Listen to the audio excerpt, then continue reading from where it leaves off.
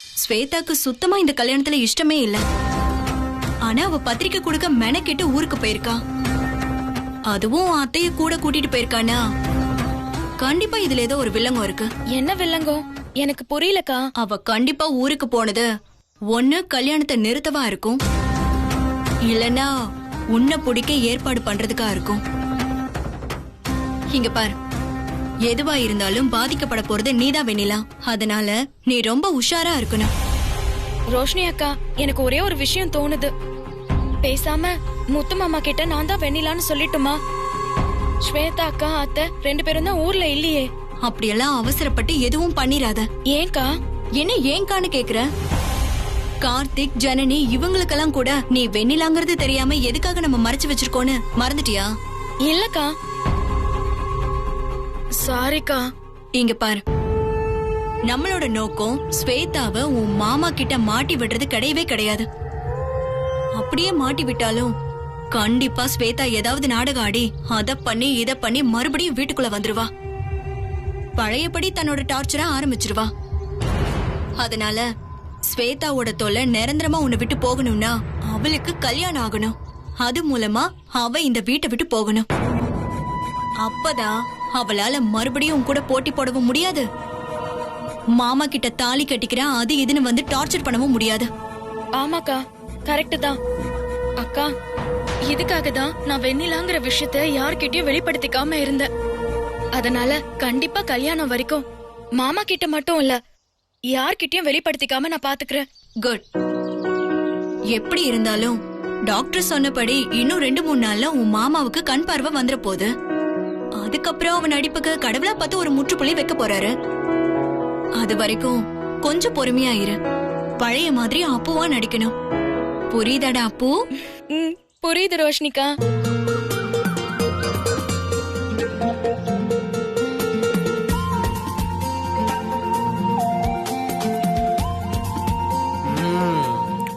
அப்போ சார், பட்டைய கலப்புறடா. காரம் அப்படியே சுருக்குன்னு இருக்குடா. நானும் குழம்ப வாங்கி வாங்கி சாப்பிட்டுட்டு இருக்கேன். ஏய், ரிப்பீட் டைலாக் தான் இருந்தாலும் சொல்றேன். அப்படியே வெண்ணிலா சமைச்ச மாதிரியே இருக்குடா.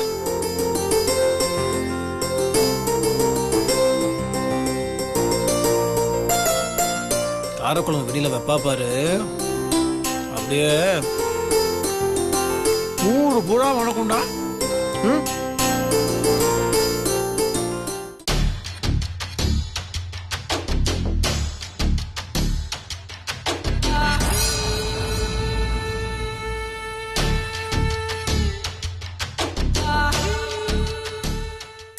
அதே டேஸ்ட், சுவை, மனம் எல்லாம் அப்படியே இருக்குடா. உண்மைதான் சார். அன்போடு சமைச்சா எல்லாமே ருசியா தான் இருக்கும். இது கூட ரிப்பீட் டைலாக். இது வெண்ணிலாவோட டைலாக் ஆச்சே. எப்படா அவன் பேசுற மாதிரியே பேசுற? அவன் எப்ப வெளியில வருவான்னு தெரியலையே. அட போடா, எனக்கு சொல்லி சொல்லி போர் அடிக்குது. 2 பேரும் ஒரே மாதிரி பேசுறீங்க, போங்க. நான் தான் முத்து மாமா, வெண்ணிலா. அதனாலதான் உன்னால சமையல்ல எந்த வித்தியாசத்தையும் கண்டுபிடிக்க முடியல. வா, போதும், நான் சாமி பண்ண முடியாது. தண்ணியாங்க சார். என்ன சார் இவ்வளவு சாப்பாடு மிச்சம் வச்சிட்டீங்க? விளையாடுறியடா? நீ வர சாதத்தை அள்ளி அள்ளி போட்ட 4-5 வட்டி வாங்கிட்ட. முடியலடா, முடியவே முடியாது. நான் எப்போதும் சாப்பாடை வேஸ்ட் பண்ண மாட்டேன். ஆனா இப்போ கழுத்து வரைக்கும் வந்துருச்சுடா. இதுக்கு மேலே சாப்பிட்டா டைட் ஆயிடும். வேண்டாம், போதும், ஃபுல் ஆயிடுச்சு. எங்க கை கழுவு சார். கழுவிக்கோங்க சார்.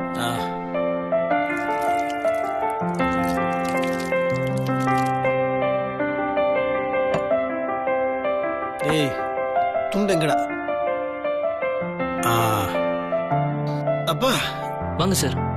உண்ட மயக்கண்டா, தள்ளுது.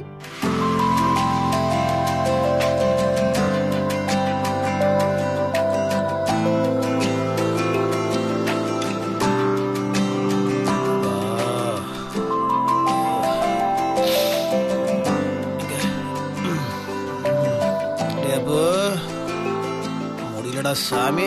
ஏய், நீ போய் சாப்பிடு. சரிங்க சார். முத்து மாமா, இந்த கண்ணாம்பூச்சி ஆட்டம்லாம் இன்னும் ஒரு 2-3 நாளைக்கு தான். அதுக்கப்புறம் இந்த வேஷம் எல்லாம் இல்லாம உன் வெண்ணிலாவா நான் உனக்கு பணிவிட பண்ணுவேன்.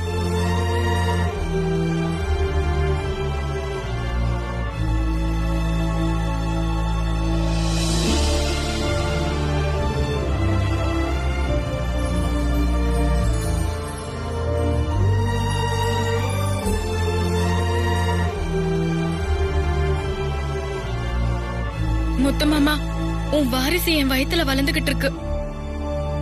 இந்த நேரத்துல நீ வச்சுட்டு போன சாப்பாட்டை சாப்பிடுறதுக்கு சாமி தான் எனக்கு ஒரு வாய்ப்பு கொடுத்திருக்குன்னு நினைக்கிறேன்.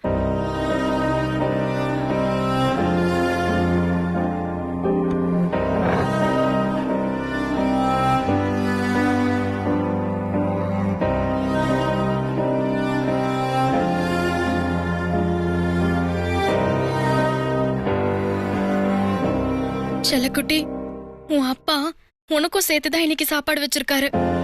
இந்த சாப்பாட்டுல உன் அப்பா வாசம் வருதுல்ல?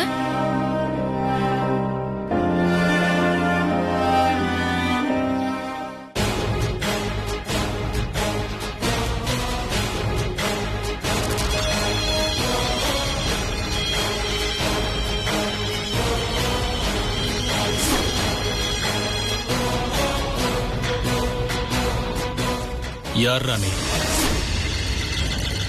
யார் ராணிங்கிறல்ல? சார், என்ன சார் இது?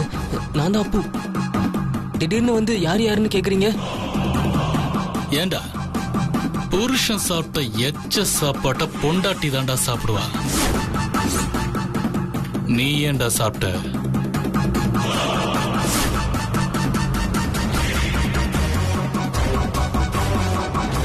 அது வந்து சார் சாப்பாடு நிறைய மிச்சம் வச்சுட்டாரு. வேஸ்டா வெளியே கொட்ட வேணான்னு தான் சாரோட எச்சில்னு கூட பார்க்காம நான் சாப்பிட்டேன் சார்.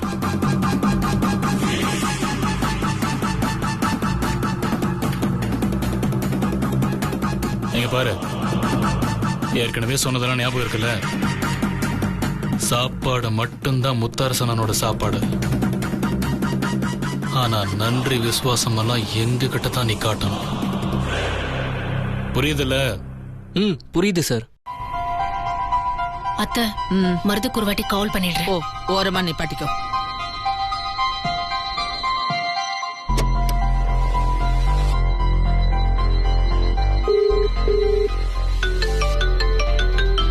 ஸ்வேதா,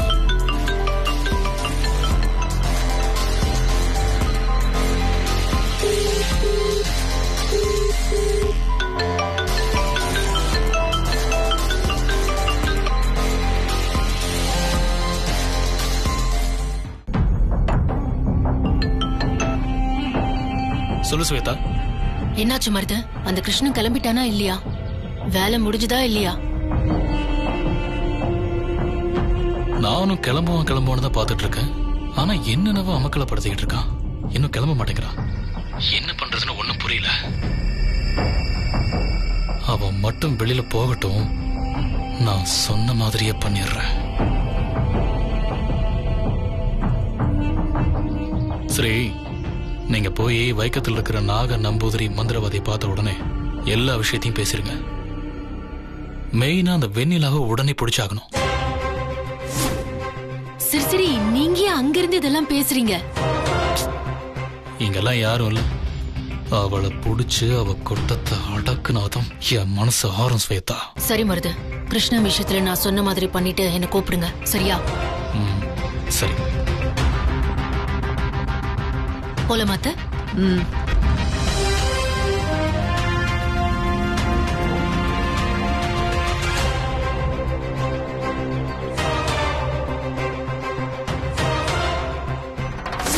ரோஷினி அக்கா சொன்னது சரிதான் போல இருக்கு. பத்திரிக்கை வைக்க சொந்த ஊருக்கு போறதா போய் சொல்லிட்டு கல்யாணத்தை நிறுத்துறதுக்காகவும் என்ன பிடிக்கிறதுக்காகவும் மந்திரவாதி கிட்ட போயிருக்காங்க. ஊரு பேரு வைக்கம்.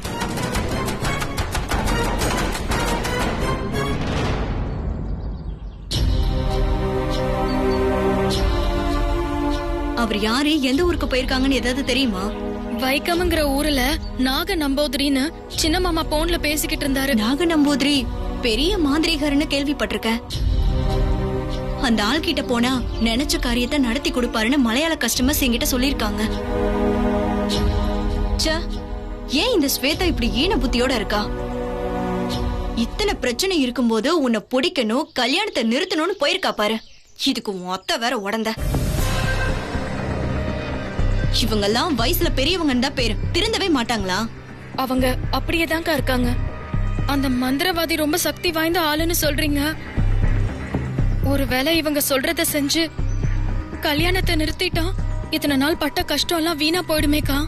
ஆமா வெண்ணிலா, உண்மையிலேயே அந்த நாக நம்பூதிரி சக்தி வாய்ந்த ஆள்தான். அவங்க அங்கதான் போறாங்கன்னு இப்ப நமக்கு தெரிஞ்சிருச்சு.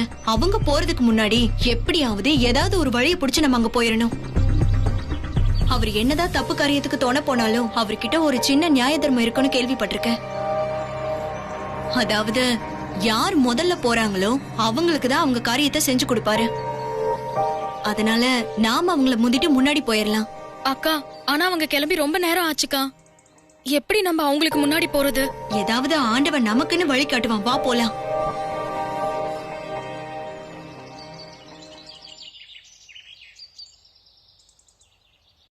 ஒன்று பண்ணுவோம். எப்படியும் ஸ்வேதா ட்ரெஸ் எடுக்க போறீங்கல்ல, எல்லாருக்குமே சேர்த்து எடுத்துருவோம். ஏன்னா சித்தி வரும்போது ஒரு சர்ப்ரைஸ் இருந்துட்டு போட்டுமே. ஏன்னா டைம் இல்லை, எதுக்கு டைம் வேஸ்ட் பண்ணிட்டு என்ன சொல்றேன். சரிங்கண்ணே. அண்ணே, அப்ப நீங்களும் எங்க கூட வரீங்களா? நானா இல்ல கார்த்தி, கண்ணுக்கு மருந்து போட்டிருக்காங்க, கட்டு வேற போட்டிருக்காங்க. எதுக்கு ஸ்ட்ரெயின் பண்ணிட்டு நான் கொஞ்சம் ரெஸ்ட் எடுத்துக்கிறேன். ஓகேண்ணே, அப்ப நாங்க போயிட்டு வந்துடுறேண்ணே. மாப்பிள வர மாப்பிள, ரெஸ்ட் எடுங்க. போங்க. ஆமா கார்த்தி, ஏன் ஸ்வேதாக்கு வேண்டிய ட்ரெஸ் எல்லாம் உடனே பர்ச்சேஸ் பண்ணுங்கிறீங்க? கௌதம், இன்னுமா உங்களுக்கு புரியல? எனக்கு என்னமோ இந்த நிமிஷம் வரைக்கும் ஸ்வேதா பத்திரிக்கை கொடுக்க கிளம்பி போன மாதிரி தெரியல. ஆமா கார்த்தி, எனக்கு கூட சந்தேகம் வந்துருச்சு. ராகி அரைச்சா நெய் வரும்னு சொன்னா கூட நம்பிடலாம். ஆனா ஸ்வேதா இப்படி பத்திரிகை கொடுக்க போறான்னா அது நம்ப முடியாதுதான். ஆமா மாமா, அவங்க இந்த கல்யாணத்தை நிறுத்த தான் எங்கேயோ போயிருக்காங்கன்னு நான் நினைக்கிறேன். ஆனா அதுக்கு முன்னாடி நாம அவங்கள எல்லா வகையிலயும் லாக் பண்ணணும். அதுக்கு தான் இத்தனை ஏற்பாடு பண்ணிக்கிட்டு இருக்கேன். சூப்பர் கார்த்திக். சரி கௌதம், கிளம்புவோமா? ஜனனி, ஜனனி எங்க இருக்க? கார்த்திக் இங்க இருக்கேன். அங்க இருக்க மாமா.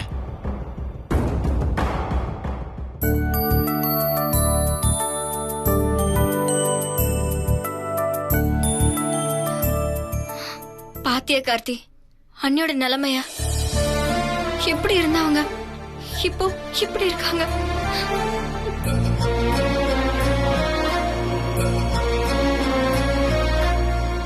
வெண்ணிலா அண்ணி நம்ம கூட இருந்தப்போ வீடு எப்படி மங்களகரமா எவ்வளவு நல்லா இருந்துச்சு. இப்போவாவது வீட்டுல பூஜை அது இதுன்னு நடக்கும்போது 2 பேரும் பட்டு புடவை கட்டிக்கிட்டு எவ்வளவு அழகா வலம் வருவாங்க. வானத்துல இருந்த 2 தேவதைங்க நம்ம வீட்டுக்குள்ள வந்த மாதிரி இருக்கும் கார்த்திக்.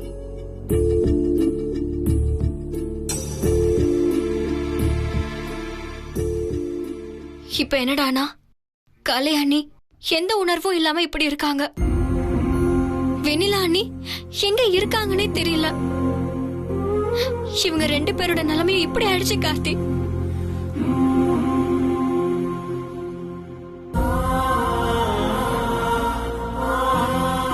ஜனனி, ஃபீல் பண்ணாத ஜனனி. முத்தரசு அண்ணனுக்கு கூடிய சீக்கிரம் கண் பார்வை வந்துடும். அதுக்கப்புறம் வெண்ணிலா அண்ணி வரதான் போறாங்க. கண்டிப்பா அந்த கல்யாணத்துல முத்தரசு அண்ணனும் வெண்ணிலா அண்ணியும் ஜோடியா நிக்க விமர்சையா நடக்கும். அது நடக்கணும் கார்த்தி, அது நடந்தாதான் நல்லது. அதே மாதிரி கூடிய சீக்கிரம் கல்யாணிக்கும் சுயநினைவு வந்துட்டா நல்லா இருக்கும். அப்பதான் அவங்கள யார் இந்த கதிக்கு ஆளாக்குனாங்கன்னு நமக்கு அந்த விஷயமே தெரிய வரும்.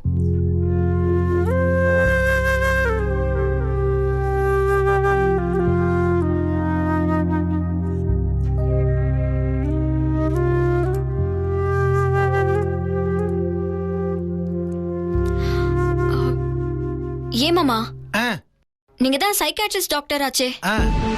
நீங்க நினைச்சா கல்யாணியை சரி பண்ண முடியாதா? அவங்க என்ன நினைக்கிறாங்க ஏது நினைக்கிறாங்கன்னு கண்டுபிடிச்சு சொல்லுங்களேன். இத பாருமா, நீ கேக்குறதெல்லாம் நியாயம்தான். பேஷண்ட் நார்மலா இருந்தாதான் ஹிப்னடைஸ் பண்ணி கண்டுபிடிக்க முடியும்.